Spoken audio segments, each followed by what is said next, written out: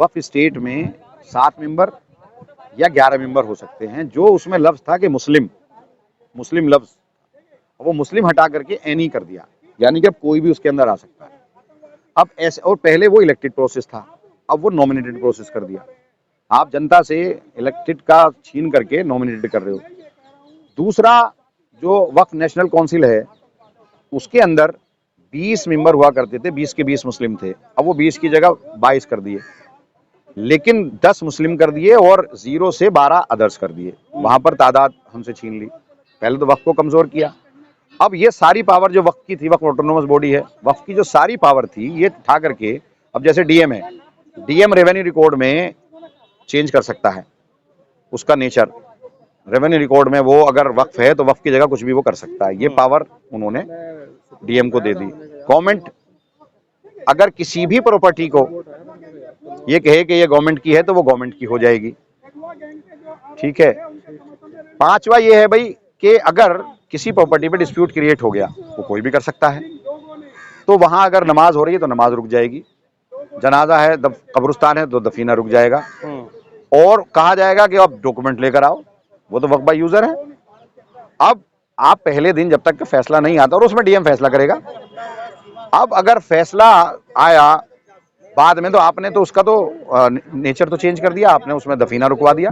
तो ये सारी पावर, पहले तो आपने बोर्ड को कमजोर किया, फिर सारी पावर सरकार को दे दी। नहीं, लेकिन सरकार कह रही है जो जिसका नेचर ऑफ लैंड है वो ऐसे ही रहेगा, मस्जिद रहेगी, कब्रिस्तान रहेगा।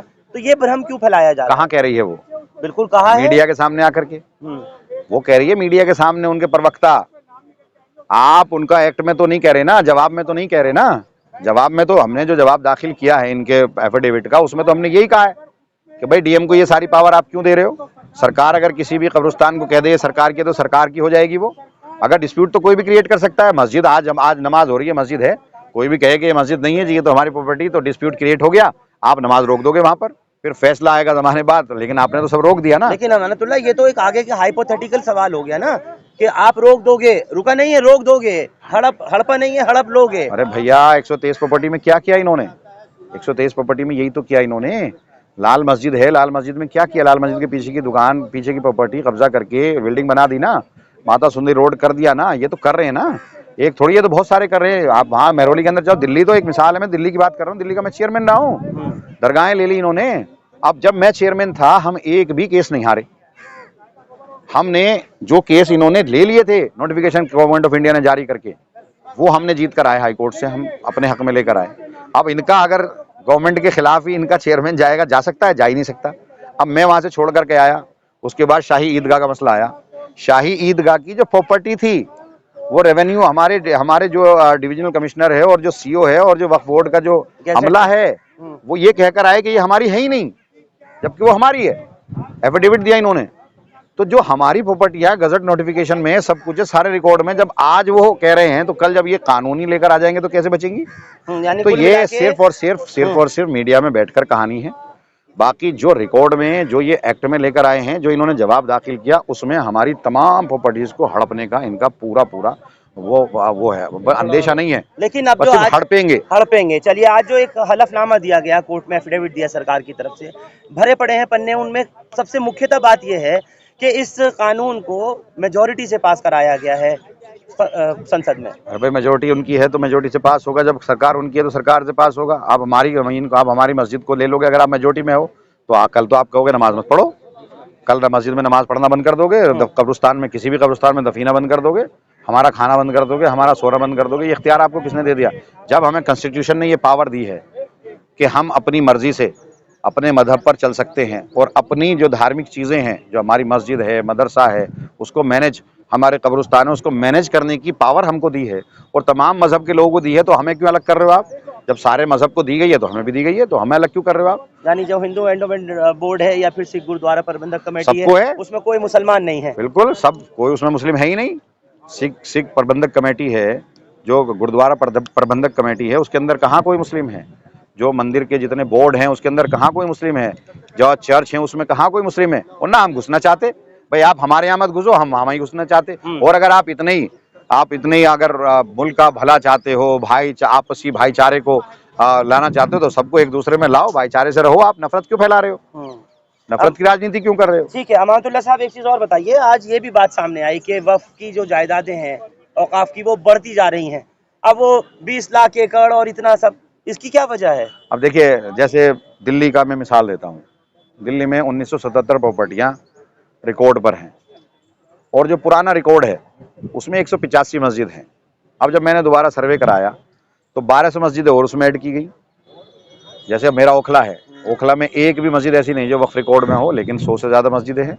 मुस्तफाबाद में एक भी नहीं है जो 100 से ज़्यादा मस्जिद है। सीलमपुर में एक भी नहीं है। तो जो नई आबादी, जो नई नहीं होंगी, वक्फ बाय यूज़र है ना, वो वक्फ बाय यूजर है, वक्फ बाय यूज़र है। भाई एक आदमी ने कॉलोनी काटी या सरकार ने कॉलोनी काटी, वहाँ मस्जिद भी तो बनाई। जब नमाज पढ़ने के लिए जहाँ हिंदू भाई हैं वहाँ मंदिर बना, जहाँ मुस्लिम भाई हैं वहाँ मस्जिद बनी, जहाँ सिख भाई हैं वहाँ गुरुद्वारा बना, जहाँ क्रिश्चियन भाई हैं वहाँ चर्च बना।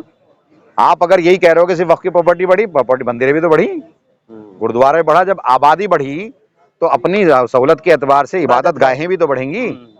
अब जैसे कोई गांव है, किसी की आबादी 1000 थी, आज वहाँ 10,000 है, तो वहां पर अगर 1000 के हिसाब से 10 मस्जिदें थी तो आज 10,000 के हिसाब से 100 मस्जिदें हैं। तो ये सारी चीजें बड़ी हैं। तो ये जो है ना, ये भ्रम फैला रहे हैं। हमने कब्जा थोड़ा ना किए हैं, लोगों ने अपनी जमीनें या तो डोनेट की हैं, खेत में कब्रिस्तान बना दिया, मस्जिद बना दी, या प्लॉट खरीद करके, छोटे छोटे प्लॉट खरीद करके मस्जिदें बनाई हैं। जिनको ये कह रहे हैं कि इतनी बढ़ी हैं, वो कहीं नहीं बढ़ी। वो तो हर चीज में बढ़ी। जब आबादी बढ़ी तो उसमें सारी चीजें बढ़ेंगी ना, तो वो बढ़ा। अब जामा मस्जिद का सवाल है या और दूसरी तारीखी मस्जिदों का सवाल है, कागज कहाँ से दिखाएंगे? सवाल एक ये भी है, यही तो मैं यही तो कह रहा हूँ, यही तो डिस्प्यूट क्रिएट करने की सारी पावर इनके पास तो इसलिए तो ले रही है कि सब जगह डिस्प्यूट क्रिएट कर दो।